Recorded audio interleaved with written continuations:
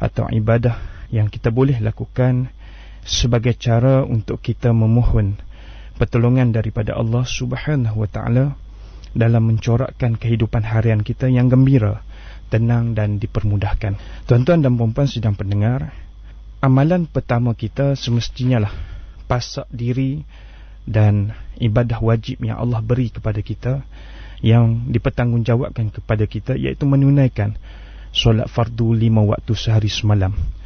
Tetapi pada kali ini saya ingin mengajak tuan-tuan dan puan-puan supaya kita menambah baikkan ibadah solat kita dengan kita menunaikan solat fardu pada awal waktu. Dan sebagaimana Nabi SAW pernah menyatakan apabila ditanya oleh seorang sahabat, "Ya Rasulullah, apakah amalan yang paling baik?" Lalu jawab Nabi SAW, solat di awal waktu.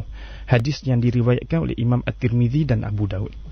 "Wahai Ali, janganlah kamu lengahkan bila datangnya 3 perkara. Yang pertama, dirikan solat apabila telah sampai waktunya. Yang kedua, uruskan jenazah apabila telah sampai masanya. Dan yang ketiga, engkau kawinkanlah wanita apabila telah berjumpa orang yang sesuai dengannya." Riwayat Imam At-Tirmizi.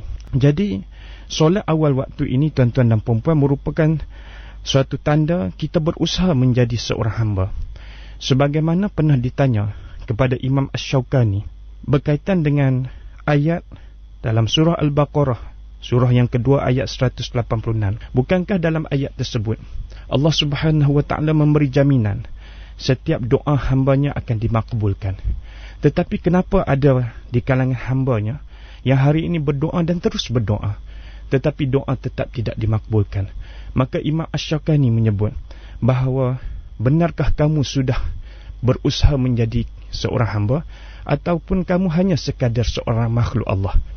Maka antara ciri-ciri hamba ini adalah kita menunaikan solat fardu pada awal waktunya, di mana seolah-olah bila masuknya waktu, falsafah di dalam azan bila dipanggilnya hayya 'alas shalah, hayya 'alal falah, marilah sembahyang, marilah menuju kejayaan, di situ seolah-olah Allah memanggil hamba-hambanya, "Wahai Muhammad, kamu datang menghadap aku.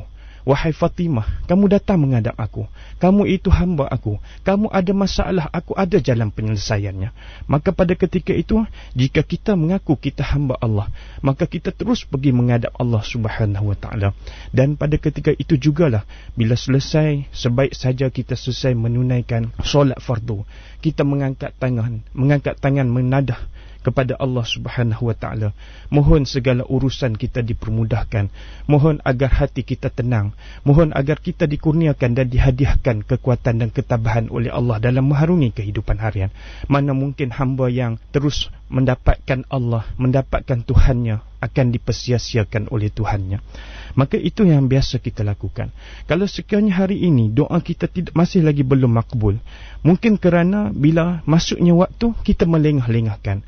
Benar, kalau sekiranya solat zuhur itu masuknya waktu sekitar pukul 1:30, kita solat pukul 3 petang masih lagi sah, kita solat pukul 4 petang masih lagi sah. Tetapi sejauh manakah kita memikirkan adakah Allah menerima ibadah kita ataupun tidak? Jadi bila sebelum ini kalau kita biasanya menunaikan solat hanya sekadar hendak memenuhi syarat sah, hanya sekadar nak memenuhi rukun sembahyang, tetapi selepas ini antara ikhtiar kita agar kehidupan harian kita tenang, kehidupan harian kita sentiasa dipermudahkan oleh Allah Subhanahu wa taala, kita perlu menunaikan solat fardu apabila masuk waktunya. Kita perlu menunaikan solat fardu pada awal waktunya. Mudah-mudahan bila kita menunaikan pada awal waktunya, Allah Subhanahu wa taala memberi kemudahan kepada diri kita dalam melaksanakan ibadah atau melaksanakan kehidupan harian. Begitu juga kalau kita melihat bagi kaum lelaki digalakkan, disunatkan untuk menunaikan solat fardu di masjid. Maka ini juga menjadi sebab cara kita untuk mendapatkan ketenangan, kebahagiaan dalam mengharungi kehidupan harian. Itulah sebabnya kalau kita melihat antara solat yang sangat istimewa di sisi Allah, iaitu menunaikan solat fardu subuh di masjid. Di saat orang lain dalam keadaan sedang sibuk bangun untuk pergi bekerja dan sebagainya, kita pergi dahulu ke masjid, berjumpa dengan Allah, mengangkat tangan, memohon agar Allah mempermudahkan urusan harian kita pada hari itu. Jadi tuan-tuan dan puan-puan, sidang pendengar, kita bermuhasabah semula dalam diri kita, sejauh manakah kita menjaga kualiti solat fardu yang telah kita laksanakan selama ini. Ada orang yang telah 30 tahun solat, ada orang yang 40 tahun solat, ada orang yang dah 50 tahun solat, tetapi sejauh manakah solatnya 30 tahun, 40 tahun, 50 tahun itu benar-benar berkualiti di sisi Allah Subhanahu wa taala. Sebagaimana dalam firman Allah Subhanahu wa taala dalam surah Al-Baqarah, surah yang kedua ayat yang ke-45, Allah menyatakan wasta'inu bis-sabri was-salah wa innaha lakabiratun illa 'alal khashi'in. Mintalah pertolongan dengan jalan sabar. Mintalah pertolongan dengan Allah dengan jalan sabar dan juga dengan jalan solat. Sesungguhnya sabar dan solat ini sangat berat bagi mereka yang khusyuk di dalam yang telah yang Allah nyatakan. Tuan-tuan, solat yang khusyuk bukanlah bermula dengan takbiratul ihram, tetapi solat yang khusyuk itu bermula kita berjaga-jaga dan berusaha membaiki dan berusaha menjaga ketika mana kita mengambil wuduk lagi. Kadang-kadang ada orang yang sambil bermain-main ketika mengambil wuduk, tetapi sebab dia merasakan bahawa solat itu hanyalah bermula pada takbiratul ihram. Tetapi ulama menyatakan untuk mendapat khusyuk, untuk mendapat fokus di dalam ibadah solat kita, kita perlu bersedia untuk menghadap Allah ketika mana kita mengambil wuduk lagi. Itu yang pertama. Yang kedua, bagaimana pula pakaian yang kita pakai ketika menghadap Allah Subhanahu wa taala. Kadang-kadang kita mampu datang memakai pakaian yang elok, pakaian yang cantik, pakaian yang kemas ketika datang bekerja.